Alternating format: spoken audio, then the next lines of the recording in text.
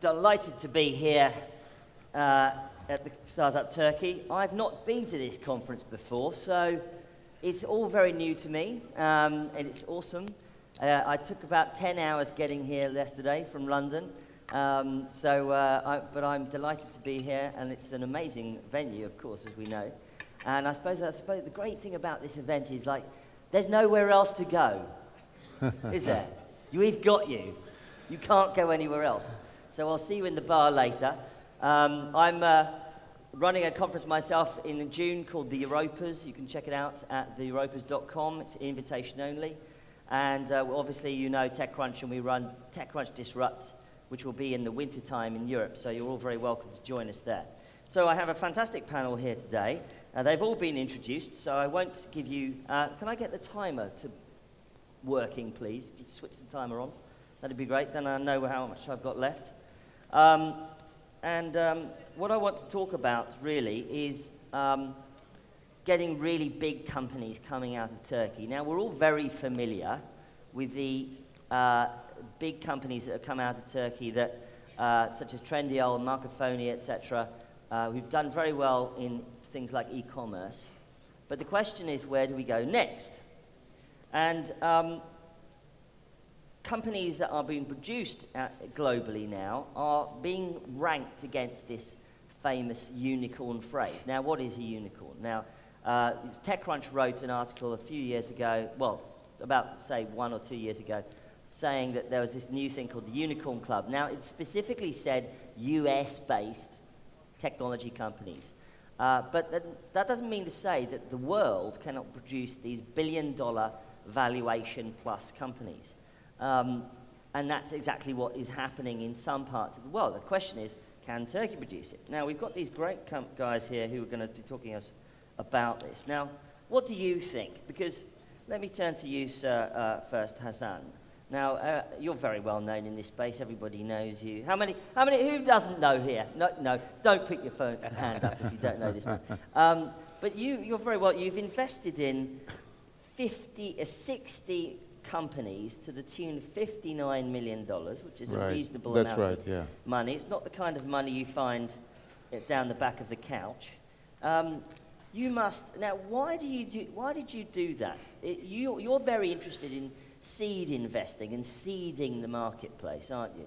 Is it because you think you're going to find one of these, spreading your bets, as it were, to find the unicorn of Turkey?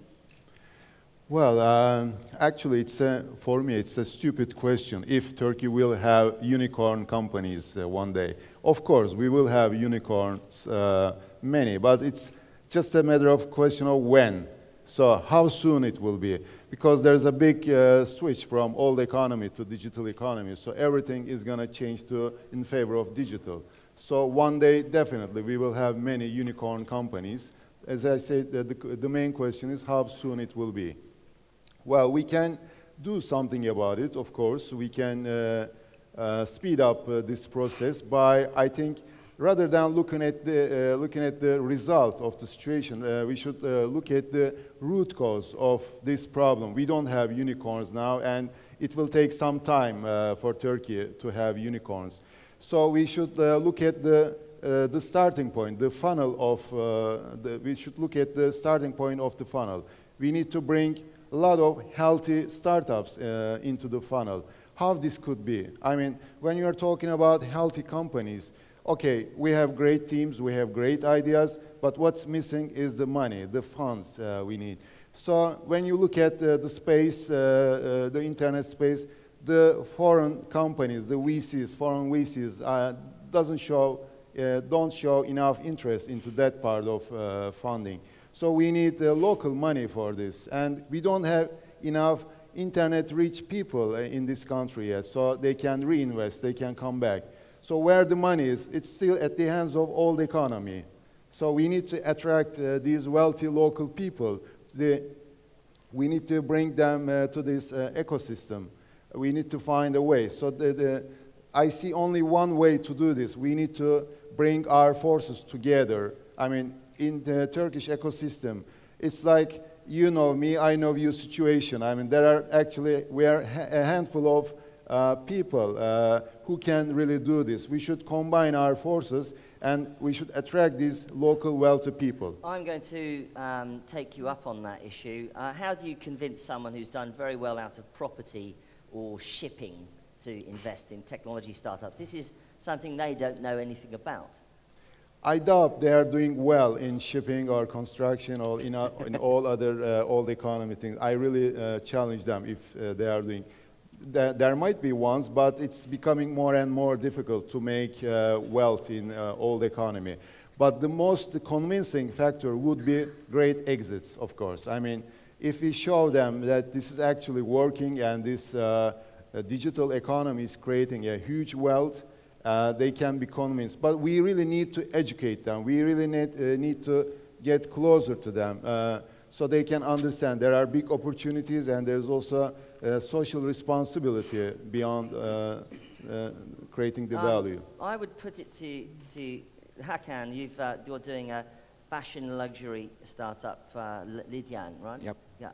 So let me ask you a question then. I mean, do you agree with that point that you should leverage local high net worth individuals or family offices or funds to start funding the market to get to the point where you've got these big companies? Or do you think that outside VCs can be attracted? Because certainly from my perspective, as an outsider, I think if I was an outside VC, I'd think the Turkish market is, you know, a big and a growing market, it's an emerging market, but I can't necessarily get a really big exit out of here because, you know, it's not talking about global platforms. You're not creating a new Facebook or Twitter, at least as far as I can see right now. What do you think? Actually, we have many local angel investors right now. Many people from different industries are very interested in the emerging startups. And I think we have many gazelles rather than What do you mean? unicorns. I think I know what a gazelle is. What do you think a gazelle is? Like, it's a unicorn is like supposed to be a over 1 billion valuation company, and gazelles are like over $1 million, but growing at a speedy pace. So we have many gazelles actually in Turkey, and I'm sure actually we have one unicorn, and I mean it doesn't have to be exactly $1 billion, but I think Yemek Sepeti can be considered a unicorn from Turkey. Exactly. And, like having these unicorns, at least having one unicorn from the country would help the others to emerge and become unicorns from gazelles. So they started as a startup, we started as a startup, and we used the local angel investors. I think leveraging the local capital and also the know-how, it helped us a lot. We had the founders of Marcafoni, we had the founder of Yemek Sepeti, all as angel investors, and they made us gazelles. And after a while, after we got some traction, we got international investment very easily, and we raised 2 rounds of money, and we can become like... How much money have you raised now? $10 million until now, and we might raise some more. And, so, but do you think that there's the right ecosystem to... I mean, obviously you get some breakouts like Yemek Sepeti, but do you think there's the right breakouts, the right ecosystem to create several really big companies? I mean, we need some time. I think like in 10 years, I'm sure we'll say we have some unicorns, but at the moment, and it's a little bit about the culture, like people are a little bit more risk averse in Turkey. Like in our little chat before the panel, I was telling you that in the States, when we are graduating from school, like top 10 students either have their own business plans or either they have their own companies already, or they are almost about to start a new startup. But in Turkey, if you are in top 10 from a top school, you want to get to like McKinsey or Goldman Sachs, you want to be safe. So this is changing a little bit, and I think with the help of all this, like Endeavor, Tohum, Turkish and Entrepreneurship Foundation, all these organizations will help the ecosystem to evolve, and hopefully sooner or later we'll have the unicorns. So you're saying that, I mean, we know the classic story about Mark Zuckerberg spinning up Facebook in Harvard University and going on from there. You're saying that the students today not starting early enough, and then when they leave university, they're not going into tech, they're going into a big existing company. Yeah. And when they decide to become an entrepreneur, they're a little bit too old to be that flexible and to take those risks, I think. Right. It's better to take risks when you're young, right? Yep. Kerim, you're doing a Modanisa. I mean, talking about verticals, so fashion obviously is a big space here in Turkey. What other verticals can we look towards that could create these big companies going forward? What I see is the Modanisa's vertical is a big vertical in the world. We're talking about 400 million addressable women, Muslim women who follows the 400 dressing. million women in the Muslim market. Yes, and we're talking about almost $400 billion dollars of market per year. It looks like a vertical, but it's a huge vertical as far as we witness till today, and it is a great potential. What I see from your previous question is like we need people with courage. We need people who can, who doesn't afraid of skepticism. We need some crazy ideas to follow. That's how we can create a unicorn from Turkey. As a culture, we scare from the skepticism. We scare from the failure. That's why it's like we are trying to follow the same routes over and over. We do copycats. And with the copycats, it's not easy to create a... Well, you're a copycat, aren't you? I'm not. No? No. Why not? Because we are following a different path right now. We are not making the classic fashion. When, like 5 years ago, when I was asking people, even the investors, investing in Muslim fashion, they were saying, fashion, black burqas, ha ha ha. Now they see, like after 4 or 5 years, after the looking into the search, market search, now they see that there is a big market. Especially in Syria right now, I gather. Oh yeah. It is not the market. It's, Good. Let me ask you another question.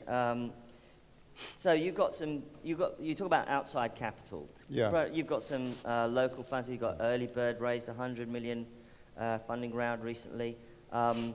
You know, so there is investors in the marketplace, right? I mean, what do you want? Do you want Sequoia to turn up? You want Union Square Ventures to turn up in Turkey, or what sort of outside investors are you talking about when you say that you have to have outside capital? Well, the most important part is the seed and early stage investment. I think that's where we are missing greatly. And in that part, okay, this culture of being fear of failure is really a big boundary. I think we need to educate people. This is normal. We need to educate the investors that there will be failures, there will be many failures, but the ones who reach to great success will bring the whole portfolio value back.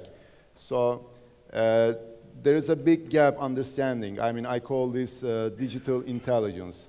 Okay, we are here, we know a lot of things about digital world, but the old economy people, and they have a huge wealth in their hands, don't understand about this. But we really need to educate them. Angel investors and early stage investors are typically incentivized by de-risking the marketplace to some extent. And so bankruptcy laws has to be in place. So you need to be able to go bankrupt easily if you fail. You need to maybe have some kind of tax incentive for angel investing so that it de-risks that early stage. Do you see the government supporting early stage investors with tax incentives, with bankruptcy laws which are more favorable to startups, things like that? Do you see that happening? I mean, the government is trying to do a lot of positive things, but that's certainly not enough because the end result is not enough. I mean, we don't have enough angel investors. Okay, we have angel investors taking their certificate, but they are not investing. They just like to get their certificate. But what's really the most important thing is this big gap should be shortened. And as I said, we are a handful of people in this ecosystem, and we should bring our forces. Rather than working like islands, we should act like a mainland, and we should attract these big funds to the digital economy. If you don't bring a lot of healthy startups into the funnel, the end result cannot be big unicorns. Okay, today, luckily, we may have 1 or 2 unicorns, or like Yemek Sepeti, I would call it a semi-unicorn for the time being, not a unicorn really. But we may have a few, but we should bring a lot of healthy startups into the funnel. That's how we can have a sustainable system. Do you think accelerators can be part of the solution? So there's been a massive explosion in the number of accelerators across Europe right now. I've lost count of the numbers that there are in London at the moment. And these guys take very early stage companies, some with business models, some without, and actually spin them up through the early stage, through the funnel, and some of them can, go on to raise larger amounts of funding, etc. What do you think about that? Is that a way of sort of addressing that kind of early stage problem to get that funnel moving? I don't see a problem there.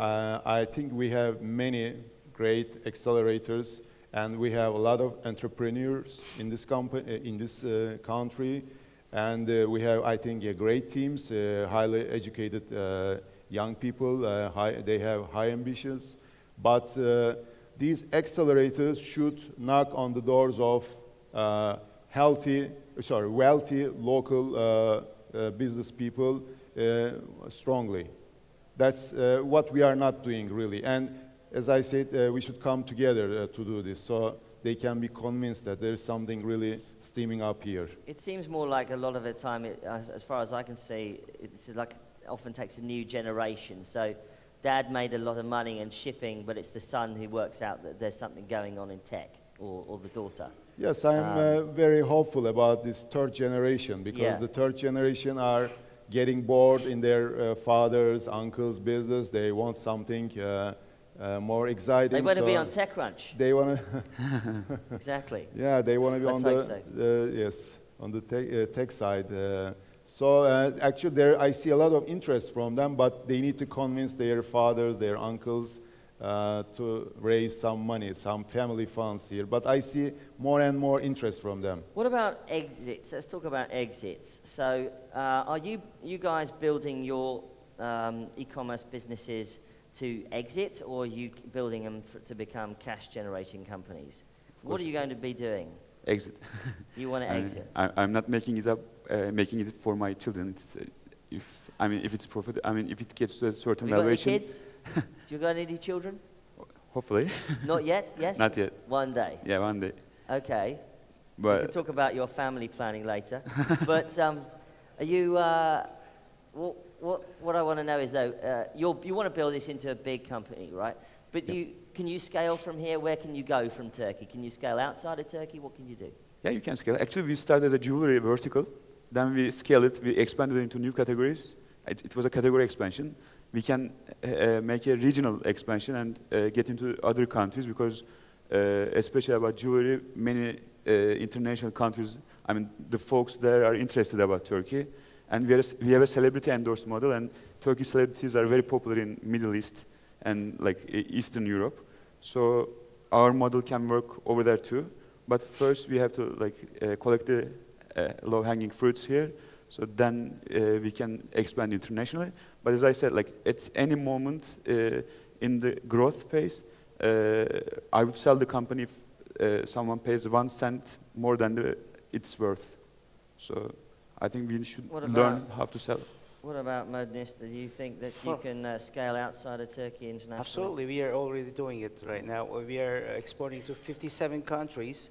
40% of our sales is international. And the answer to your question is, are we building it for an exit? For me, exit is not the destination. For me, to being a global brand is my destination. To be global, like Macy's, like Right. Marks and Spencer, to be everywhere, to known with amongst Muslim women throughout the industry. Is So my you want to be like a really enormous player in the space. hopefully. But is that attractive an exit? Who could acquire your companies? Who would acquire your companies? I can tell. I mean, an international player who wants to You don't know enter who's going to acquire you? No, I have some How target. can you be a unicorn then? we have some target buyers, but if I tell them now, then they might get in. Well, let's see. Who Exactly. would like to buy these companies? Anyone? No? Any takers? You. Thank you. You. How much money have you got? And the next question. She'll have to chat, right? Anyone? Do any more takers? Okay, well, I'm kidding around. Come on, But, guys. But there are many international e-commerce companies who wants to enter the Turkish market, Yeah. so they might prefer acquiring one. Okay, look, I'm going to. The stock exchange is I don't also- think. I really think that e-commerce is all very well, but if you look at the unicorns that have been identified internationally, they are platform plays. They're SaaS companies. They're massive consumer internet companies like Facebook, Twitter, etc. These are the big companies. They're not e-commerce companies as such. And that's my problem with the concept of e-commerce companies becoming unicorns. They don't. Snapchat is not an e-commerce company. It's worth about $14 to $15 billion right now. So it's like a triple unicorn or something. But it's. But that's my point, and that's what I want to put to you actually. Okay. Is that platform plays are where you get the really big companies. Not so much in e-commerce, because obviously they can become big companies in their own right, and fair enough, Amazon, etc. But I'm talking about like the big platform players. Where are they going to come from here in Turkey? Yes, that part of the story is not that promising Yes. because, well, we may have very good SaaS companies. Definitely, we have great engineers in this country, and they can scale their business by creating revenues. They can Can you name me any coming out of Turkey right now that are SaaS platforms that? Well, for scale example, internationally? the one is Insider is one of the investments I made. They have a global vision, just to give you an example. But in a social media side, I mean, like if we are going to have a Facebook or Twitter, that part is much more difficult because to create a social media platform, you need really persistent investors making investments for 5 years, 7 years, without making any revenues, profits. So the two main component is missing to create value from social media. For example, the one is, as I said, the investors, and the second, you need to have experienced teams to have to maintain such a great business globally. That part is a little bit more difficult, so I expect we can have unicorns from other businesses combining operational side and technology together, and I think e-commerce is the low-hanging fruit in Turkey because Turkey has a big manufacturing base. That's where we should focus more. What about games? Because Peak Games has done pretty well, hasn't it, so far?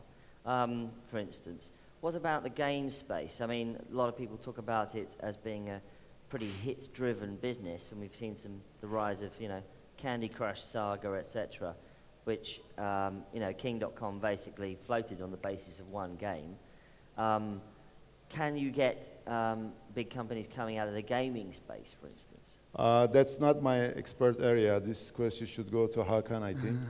Who would like to take that up then, on the games? Yeah, Peak Games is around 20 million unique users are playing its games today, and I think it can be one of the unicorns in the coming years. And I definitely agree that e-commerce companies are like, it takes years. I mean, you can become maybe Amazon, but I mean, it's not the definition of unicorn. So it should be a innovative idea. It should be some like Snapchat, Twitter, Facebook, Instagram, whatever. Those should be considered unicorn. But again, like the character of our population, we are risk averse. Our investors are also risk averse. They don't want to invest in an innovative idea. They say, if you have an innovative idea, you should go to Silicon Valley and try it there, and then it becomes a US-based company. So I think, I mean, I don't consider Lidyana, I mean, I don't think it's going to be a unicorn. It can be like $100 million, but it wouldn't be a $1 billion company. So, but maybe gaming could be one of the areas. Let's run a scenario. It's 2015. Next year, a young man and his sister. He's the technical genius. She's the marketing genius. She could be the technical genius. Let's switch it around. Good point. She's the technical genius. She's the CTO, and he's the marketing genius. And you're absolutely right. I'm sorry about that. And in a basement in Istanbul, they come up with an incredible platform, which takes the world by storm. Let's call it. Well, I'll think of a name in a second. Magna or something. Magna.com or something. And it goes incredible. It becomes bigger than Snapchat overnight. And they go to local VC. Early bird gets in early with a local round. They get you as an angel. Get early bird as a VC. Suddenly they get all sorts of interest from global venture capital. And when they get to a point, of course, money just comes in on planes when they get to a certain point. A year later, they're booking 1 billion users. What's to stop them just flipping to Silicon Valley rather than staying in Istanbul? I think they should go to Silicon Valley after a certain point because the investors are not here who are going to support them for so many years. So they better go to Silicon Valley after a certain point. I mean, that's my answer to that because the highly experienced teams are there, and most importantly, the money is there because you need money for so many years, and these investors are very patient.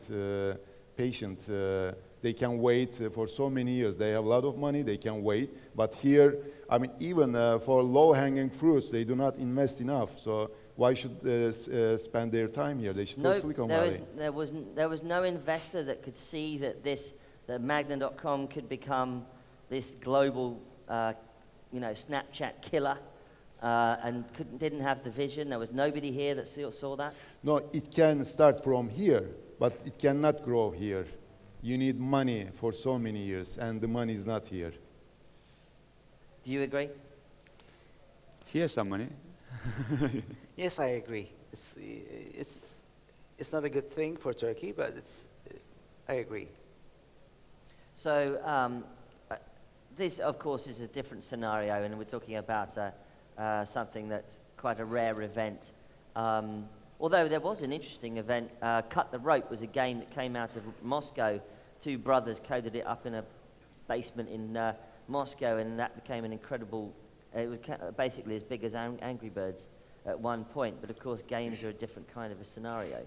What about, finally, what's the future? What does the future hold? You're obviously optimistic in certain verticals like e-commerce, etc.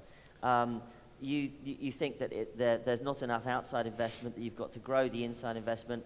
How are you going to make this happen? Are you going to go to all these people and say, right, open up your wallets and let's get going, let's create more of a funnel, or are you going to do something else? What are you going to do to help create the ecosystem? Just a point I would like to make. I just don't believe Twitter, next Twitter or Facebook will grow here in this lands. It may start here, but it will grow in the US. But for gaming, in gaming area, you can, for example, start making revenues at the beginning if you have a great product, really. So let's make a differentiation between gaming and social media. And for SaaS, as I said, it can start here and it can grow here. But I think what's most important also, it hasn't started yet. I talked about local wealthy people, but also the institutional VCs. We don't have institutional, we have a lot of telco companies in Turkey, we have a lot of banks. I mean, we are a lot of families close to the technology, and these family funds are not there, or institutional funds are not there. So we should also look at that side to trigger the fundraising. And you're going to build a global company here from Turkey?